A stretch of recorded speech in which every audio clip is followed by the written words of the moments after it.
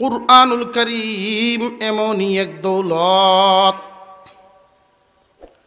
গ্রহণ করিয়া একদল মানুষ মাটির মানুষ সোনার মানুষ হয়ে গেছে। আল্লাহর কালাম তো এমনই এক কান পরশ পাথর, কুরআনের সাথে মিলার কারণেই কম দামা জিনিসের দাম বেড়ে যায়। এক টুকরা কাঠ দিয়ে যদি রিয়াল বানানো হয়, আমার আপনার ফার্নিচার কত হাজার টাকা দামি, লাখ টাকারও তো আছে। একটা সোফার সেট লাখ টাকার উপরে ব্যবহার করা হয়, দাম দেওয়া হয়। অথচ এই জাতের সোফার উপরে বসে ছোট বাচ্চারা পেশাব করে দেয়, দেখলে তেমন কষ্ট লাগে না। কিন্তু এক টুকরা রিহাল দিয়া, কাঠের টুকরা দিয়া যখন রিহাল বানানো হয় কোরআনের চেয়ার হওয়ার কারণে, এই রিহালের ইজ্জত সোফার সমান না অনেক বেশি। 100 টাকা গজের কাপড় দিয়ে কোরআনের গিলাফ বানাইলেন, এই গিলাফের মর্যাদা কি পরিমাণ বাড়ে খেয়াল করবেন। লাখ টাকা দামের শাড়িটা একজন মহিলা তার গায়ে যখন পরিধান করেন, পায়ে লাগে, পায়ের নিচে পড়ে, কিন্তু সালাম নাই, ইজ্জত নাই, করা লাগে না, মনেও আসে না। 100 টাকা গজের কাপড়ের এক টুকরা কাপড় দিয়ে আল্লাহর কালামের গিলাফ বানাইলে এই টুকরার দাম লাখ টাকার শাড়ির সমান না, আরো অনেক বেশি বেড়ে যায়। কুরআনুল কারীম পরশ পাথরের ন্যায় আল্লাহর কালাম গ্রহণ করেছেন আল্লাহর নবীর সাহাবীগণ। ওমর ফারুক রাদিয়াল্লাহু তাআলা আনহু, মক্কা নগরীর খাত্তাবের ছেলে উমর ইবনুল খাত্তাব, একজন রাকাল মানুষ। কুরআনুল কারীম গ্রহণ করার কারণে রাকাল তো আর রাকাল রইলেন না, উনি দামি হয়ে গেলেন। উনি যখন আমিরুল মুমিনিন মক্কায় সফর করতে আসলেন মদিনা থেকে, বিশাল একটা মাঠ অতিক্রম করেন। সাথীরা আছেন, এমনি একজনে তাকায়া দেখেন ওমরের চোখ থেকে গাল বেয়ে পানি পড়তেছে।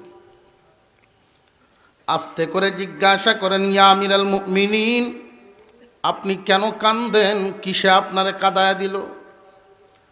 রে সাথী ভাইরা, এই যে মাঠ, আমি উমর এই মাঠের একটা রাখাল ছিলাম। সন্ধ্যাবেলায় যখন উট বকরি বেড়া নিয়ে বাড়িতে যাইতাম, হিসাবে এমন বেড়া লাগতো, আব্বা প্রায় দিন আমারে পিটাইতেন। মাঝে মাঝে আব্বা বলতেন, উমর রে, লম্বা যত আম্ম কত, কি কইরে খাইবি আমি যেদিন থাকবো না। আমি উমর আল্লাহর নবীর সঙ্গ পেয়ে কুরআন গ্রহণ করার কারণে, আল্লাহর কালামের ছোঁয়ায় আমি সেই রাখাল ছেলে উমর এখন আর বকরি বা ভেড়ার রাখাল নই, অর্ধ পৃথিবীর মানুষের রাখাল বানায় দিয়েছেন।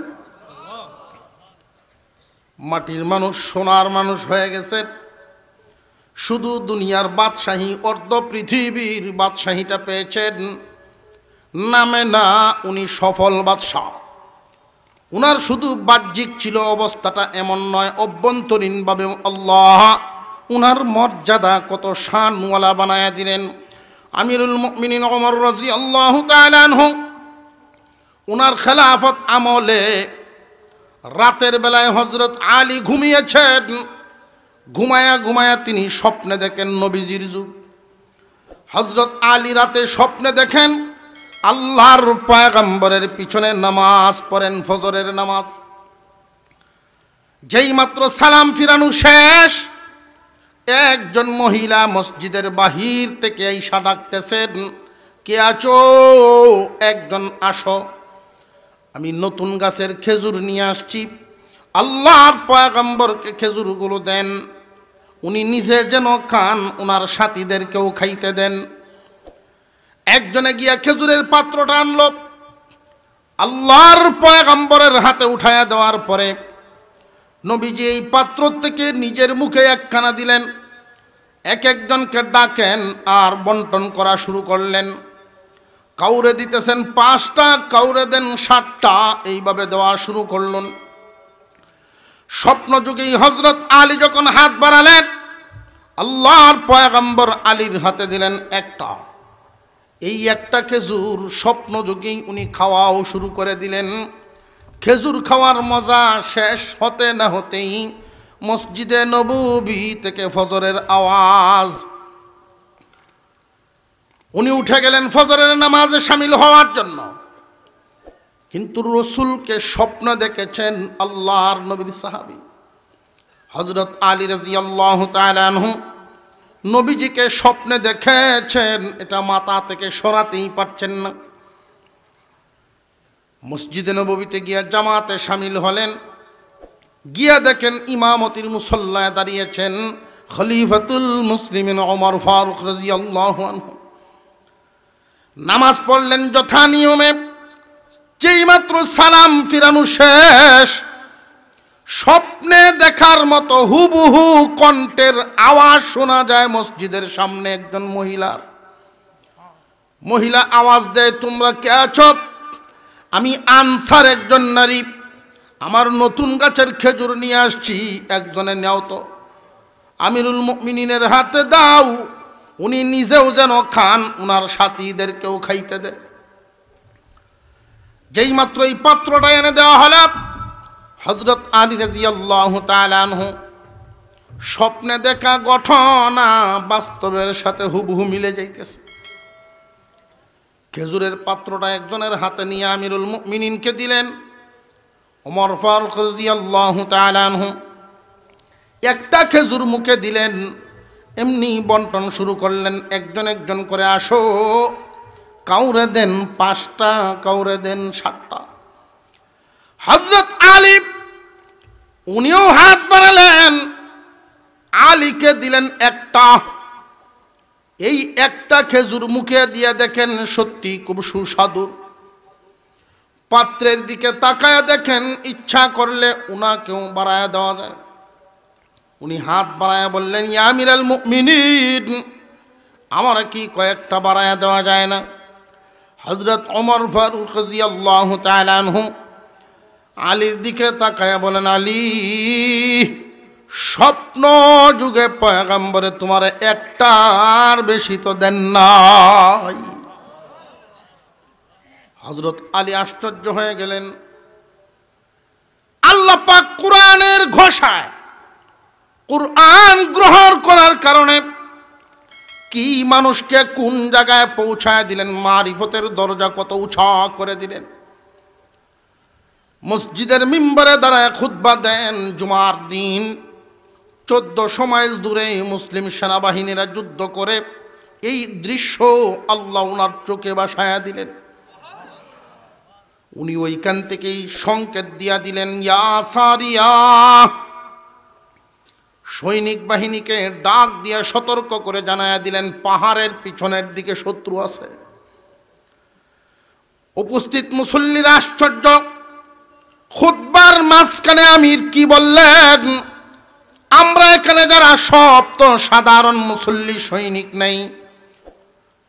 পাহাড়ের পিছনে সৈনিকরা নজর দেওয়ার জন্য উনি কি বুঝাইলেন? জুমার পরে প্রশ্ন করলেন, উনি উত্তর দিলেন, আমি দেখতে পেলাম মুসলমানদের পিছনে, পাহাড়ের পিছনে লুকিয়ে আছে শত্রু বাহিনী। কয়েকজন লোক নিয়ত করে রাখলেন, সেনাবাহিনী যখন মদিনায় আসবে আমরা এই তত্ত্বটা নিব কতটুকু সত্য মিথ্যা যাচাই করার জন্য। খবর রাখলেন কোন দিন তারা মদিনায় ঢুকবেন। যুদ্ধের তারিখ শেষ হলো। সেনাবাহিনী যখন মদিনার দিকে আসতেছেন, ঘোড়ার সোয়ার হইয়া মদিনা শহর থেকে অনেক দূর তাদেরকে অগ্রসর হয়ে জিজ্ঞাসার জন্য চলে আসলেন। সেনাপতিকে জিজ্ঞাসা করলেন, আপনারা কি কয়েক জুমা আগে জুমার নামাজের মুহূর্তে খুতবার সময় কোনো আওয়াজ পেয়েছিলেন নাকি? শত্রু বাহিনীর থেকে সাবধানতার কোনো আওয়াজ? সেনাপতি জবাব দেন, আল্লাহর কসম, ওই সময় যদি আমাদের আমির ডাক দিয়া সতর্ক না করতেন তাহলে আমরা কেউ আর মদিনায় ফিরতে পারতাম না। আলোকিত হয়ে যায় মানুষ কোরআনের বদৌলতে।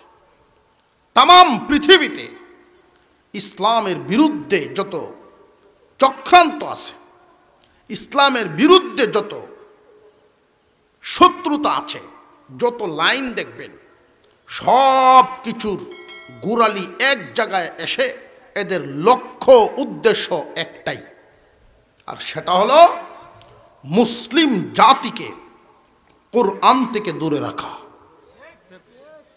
তাদের লক্ষ্য উদ্দেশ্য একটাই, কোরআন থেকে মুসলিম জাতিকে যদি দূরে রাখা যায় তাহলে শয়তান কামিয়াব, মুসলিম জাতি ক্ষতিগ্রস্ত। এমন কোন পয়গম্বর ছিলেন না যেই পয়গম্বরের শত্রু ছিল না, আর সেই শত্রুরা করত কি? যে পয়গম্বরকে আল্লাহ যেই বাণী দিয়ে পাঠিয়েছেন, যেই ওহী দিয়েছেন, সেই ওহী থেকে মানুষকে বিভিন্নভাবে দূরে রাখা শয়তানের কাজ। শয়তান কে কে আল্লাহ সেটাও উল্লেখ করে দিলেন। وَكَذَلِكَ جَعَلْنَا لِكُلِّ نَبِيٍّ عَدُوًّا شَيَاطِينَ الْإِنسِ وَالْجِنِّ شَيَاطِينَ الْإِنسِ وَالْجِنِّ يُوحِي بَعْضُهُمْ إِلَى بَعْضٍ زُخْرُفَ الْقَوْلِ غُرُورًا। আল্লাহ বলেন, এমন কোন নবী নেই যার শত্রু শয়তান ছিল না। শয়তান দুই ধরনের উল্লেখ করেন আল্লাহ। একদল ছিল মানুষ থেকে শয়তান, আর একদল ছিল জিন থেকে শয়তান। মানুষ শয়তানও ছিল যুগে যুগে, জিন শয়তানও ছিল যুগে যুগে। এদের কাজটা কি? এদের কাজটাই হলো চটকদার কথার মাধ্যমে ওহীর শিক্ষা থেকে দূরে রাখা। চটকদার কথার মাধ্যমে ওহীর শিক্ষা থেকে জাতিকে দূরে রাখা। কুরআনুল কারীম আল্লাহর রহমত বৃষ্টির পানির মতো বলছিলাম। বৃষ্টির পানির সাথে উদাহরণ দিয়ে বুঝিয়েছিলাম সব জমিন সমানভাবে নিতে পারে না। মানুষের মধ্যেও যারা কুরআনুল কারীম গ্রহণ করতে পারে না, আলোকিত মানুষ হয় না। খুব খেয়াল করবেন, চটকদার কথার মাধ্যমে আমার আপনার সন্তানকে, আমার আপনার সমাজকে কোরআন থেকে কেমনে দূরে রাখে। একজন মানুষ যদি কুরআনুল কারীমের শিক্ষা গ্রহণ করানোর জন্য মাদ্রাসায় ভর্তি করতে চায়, ছেলে হোক আর মেয়ে হোক, মানুষ শয়তান বা জিন শয়তানে তারে পরামর্শ দেয়, এই লাইনে পড়ায় লাভটা কি? সার্টিফিকেটও নাই, সরকারি চাকরিও নাই। আছে না নাই? জিন শয়তানি হোক আর সরাসরি মানুষ শয়তানি হোক, যুক্তিটা কি? সরকারি চাকরিও নাই, সার্টিফিকেটও নাই। সাধারণ মানুষ চটকদার কথাটা গ্রহণ করলো। আরো একটা চটকদার কথা লক্ষ্য করো, ছেলে মেয়ের যে পড়াইবা, কি করে খাইব? দুনিয়াতে কোনো কিছু করতে গেলে আজকাল শিক্ষিত হওয়া লাগবে। অফিস আদালতে কোনো জায়গায় চাকরি মিলত না। আর ওই যে কোরআনের লাইনে পড়াইবা, মাদ্রাসায় যদি পড়াও, লক্ষ্য করে দেখো দেশের কোনো উন্নয়ন কাজে লাগে না, দেশের কোনো কাম হয় না এরারে দিয়া। চটকদার কথা যারা গ্রহণ করে, মাদ্রাসা শিক্ষা থেকে সন্তানকে তারাই দূরে রাখে। চটকদার কথা যারা গ্রহণ করে না তারা দূরেও রাখে না। এই হিসাবটা আপনাদেরকে বুঝিয়ে দেওয়াই হলো আজকে আমার মূল উদ্দেশ্য। আমি যেই বিষয়টা নিলাম, মুসলমান জাতির জন্য কোরআন শিক্ষাটা কতটুকু জরুরি।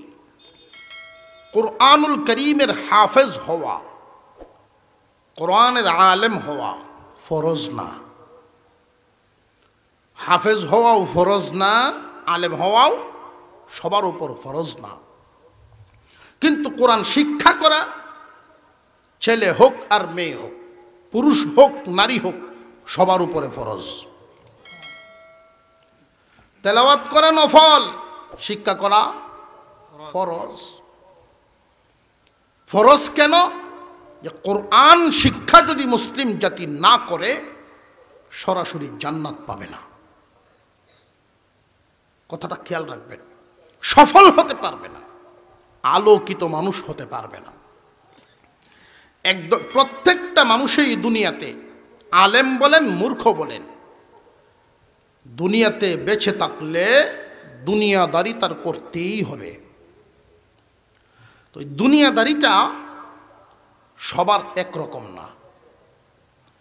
কেউ দুনিয়াদারি করেন দুনিয়ার উপরে থেকে, আর কেউ দুনিয়াদারি করে দুনিয়ার নিচে পড়ে, দুনিয়াকে মাথায় নিছে, আর কেউ দুনিয়ার উপরেই আছে। নৌকা পানির উপরে থাকা এটাই স্বাভাবিক নিয়ম, ফায়দাবান। আর পানি যদি নৌকার উপরে উঠে সর্বনাশ। শয়তানের চটকদার কথার মাধ্যমে যারা প্ররোচিত হয়ে সন্তানকে কোরআন শিক্ষা থেকে দূরে সরাইয়া দিল, কি পাবে? সার্টিফিকেট, সরকারি চাকরি। আমরা কিছু সময়ের জন্য একটা হিসাব মিলাই, আপনাদের অন্তর পর্যন্ত আমার কথাটা বুঝিয়ে বলাটাই উদ্দেশ্য। মুসলমান ভাই,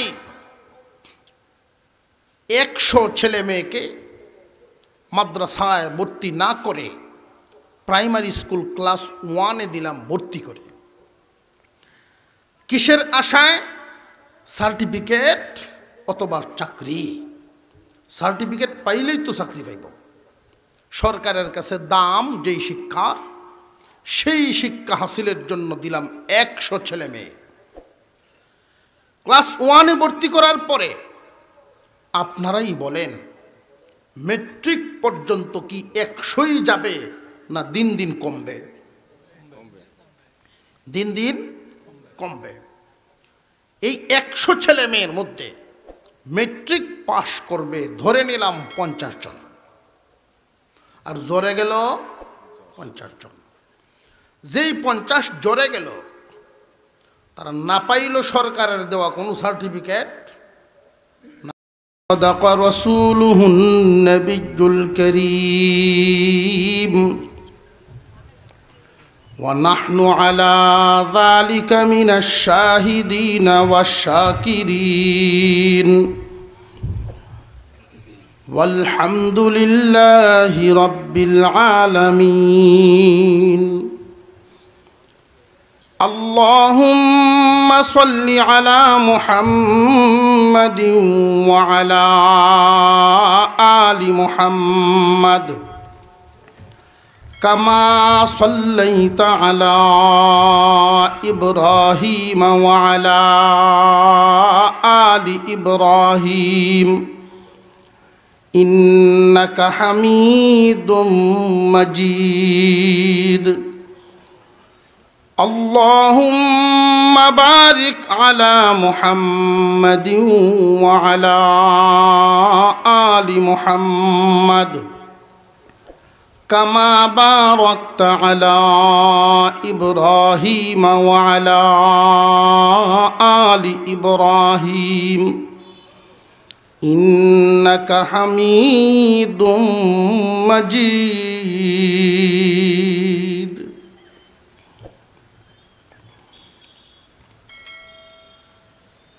الجامعة أهلية حمية السنة চতলাঘাট মাদ্রাসা কর্তৃক আয়োজিত আজকের এই বার্ষিক ইসলামী সম্মেলনের শ্রদ্ধাভাজন সভাপতি সাহেব, উপস্থিত হযরত উলামায়ে কেরাম, মুরব্বিয়ান ইযম, সর্বস্তরের সুধী সমাজ, আল্লাহ পাক রব্বুল আলামিনের দরবারে শুকরিয়া আদায় করি, যিনি আমাদেরকে মানব রূপে জন্ম দিয়েছেন, মুমিন মুসলমানের ঘরে পাঠিয়ে আখেরি জামানার পয়গম্বরের উম্মতে শামিল করেছেন। এই মুহূর্তে একটা দামি জায়গা, বরকতি এক মজলিসের মধ্যে শামিল হওয়ার তৌফিক দান করেছেন। এজন্য সকলেই বলি আলহামদুলিল্লাহ। আমরা যখন আকাশের দিকে তাকাই তো রাতের বেলায় আকাশে তারকারাজি দেখতে পাই। অনুরূপভাবে আসমানের ফেরেশতারা যখন জমিনে তাকায় তো ওই সমস্ত দ্বীনি মাহফিলগুলো তারকার মতো দেখতে পায়। ফেরেশতারা জিজ্ঞাসা করেন, আল্লাহ, জমিনে এগুলো কি দেখা যায়? আল্লাহ বলেন, আমার আলোচনার মজলিস, কোরআন হাদিসের মাহফিল। এই সমস্ত মাহফিলে যারা শামিল হয়, অংশ নেয়, তাদেরকে আপনি পুরস্কার হিসেবে কি দেন?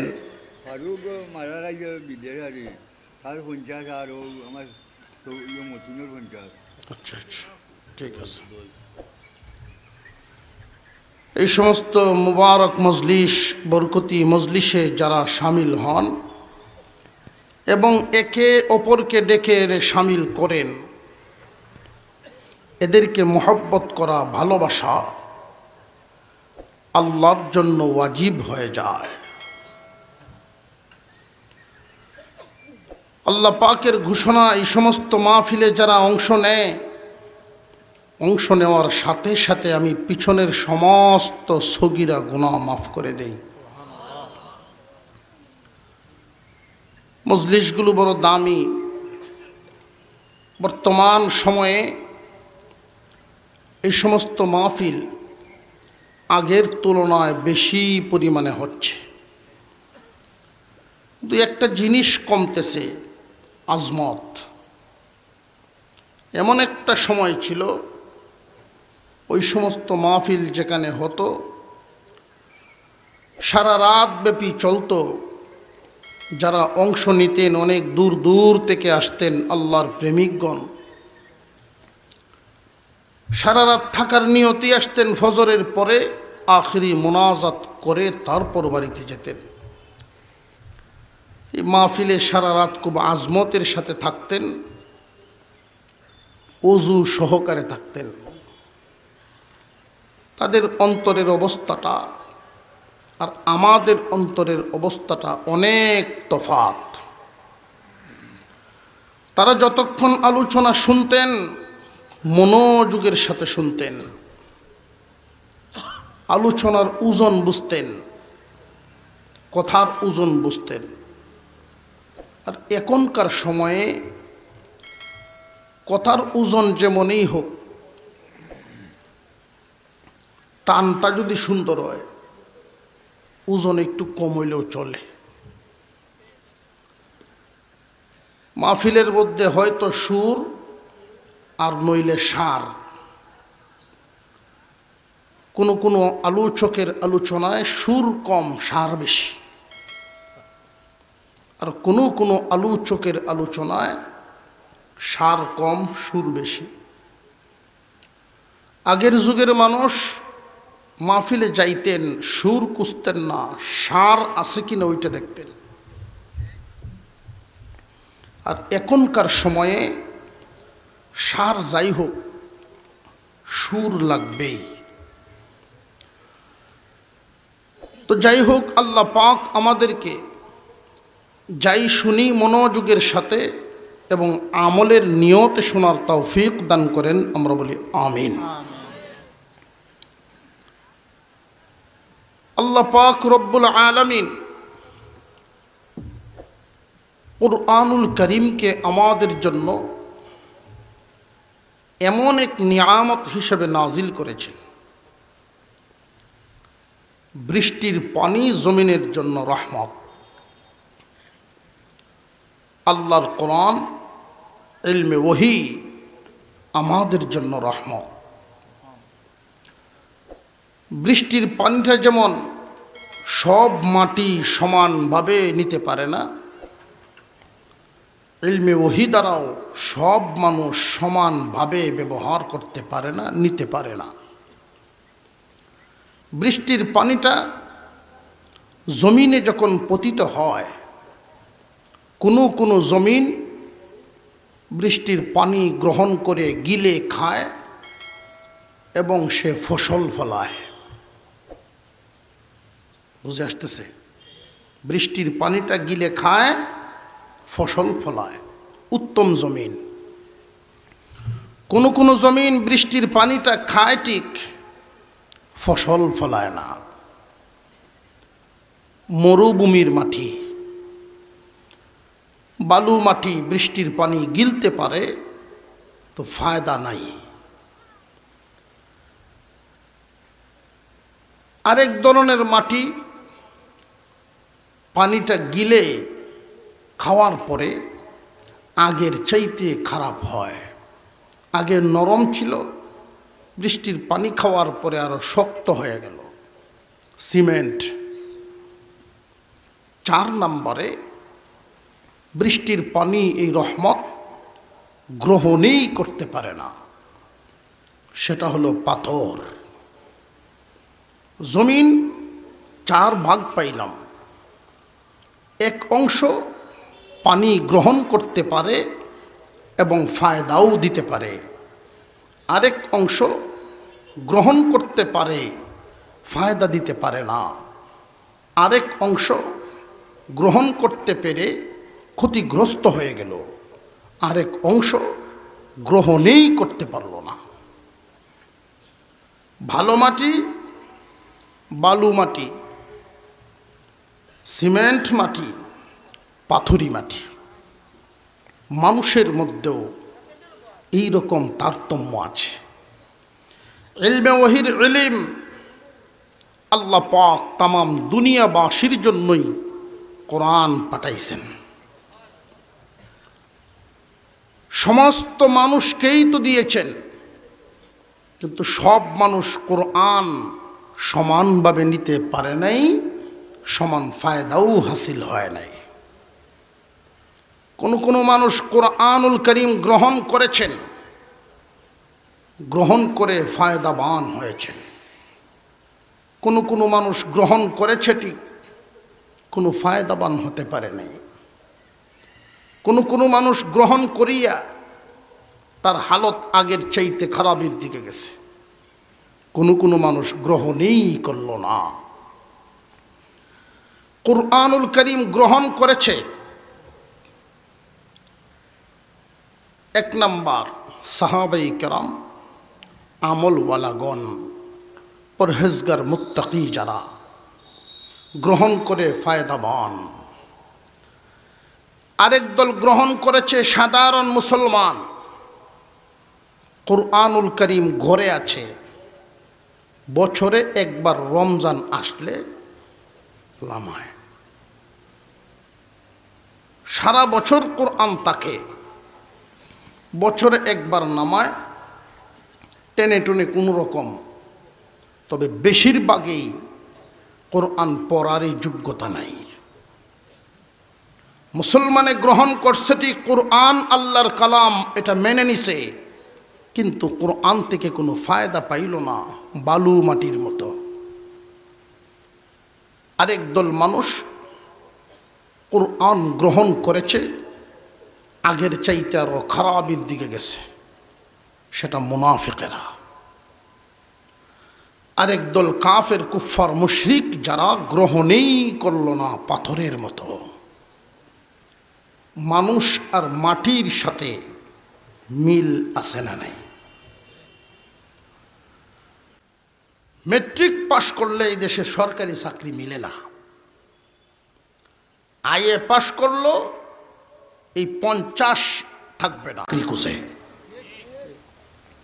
যাও, খুঁজে কাজে একটা পাইছে, বাড়িতে আইসা বাবার কাছে এটাই বলতে হয়, আব্বা এতগুলো লাগবো টাকা, চাকরি যদি নিতে হয় এই পরিমাণ টাকা দিতে হয়। বাপে হিসাব মিলায় দেখলো ক্লাস 1 থেকে ডিগ্রি পর্যন্ত পড়াইতে লাগছে যে পরিমাণ, এখন চাকরি খান লইতে লাগবো এই পরিমাণ।